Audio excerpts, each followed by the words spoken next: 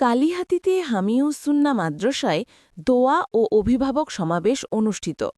নিজস্ব প্রতিবেদক।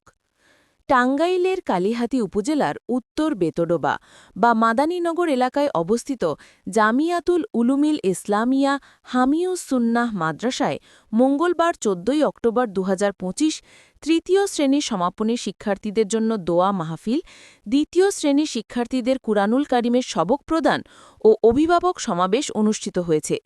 সকাল ৯টায় শুরু হওয়া অনুষ্ঠানে সভাপতিত্ব করেন অত্র জামিয়ার সভাপতি আলহাজ ডাক্তার হানিফ উদ্দিন। অনুষ্ঠানে প্রধান অতিথি হিসেবে উপস্থিত ছিলেন কেন্দ্রীয় প্রশিক্ষক ও পরিদর্শক নুরানি তালিমুল কুরআন বোর্ড, চট্টগ্রাম, বাংলাদেশের হজরত মৌলানা কারি লোকমান হোসেন সাহেব। বিশেষ অতিথি হিসেবে উপস্থিত ছিলেন অত্র জামিয়া নোহতামিম হজরত মৌলানা আল আমিন হুজাইফি। আয়োজনে ছিল মাদ্রাসার নুরানি বিভাগ। অনুষ্ঠানে বক্তারা বলেন, নৈতিক শিক্ষা ও কুরআন শিক্ষার মাধ্যমে শিশুদের সঠিক মানুষ হিসেবে গড়ে তোলার কোনো বিকল্প নেই। এই সময় শিক্ষার্থীদের জন্য দোয়া করা হয় এবং অভিভাবকদের উদ্দেশ্যে সন্তানদের ইসলামী আদর্শে গড়ে তোলার আহ্বান জানানো হয়। শেষে দোয়া ও মোনাজাতের মাধ্যমে অনুষ্ঠানে সমাপ্তি হয়।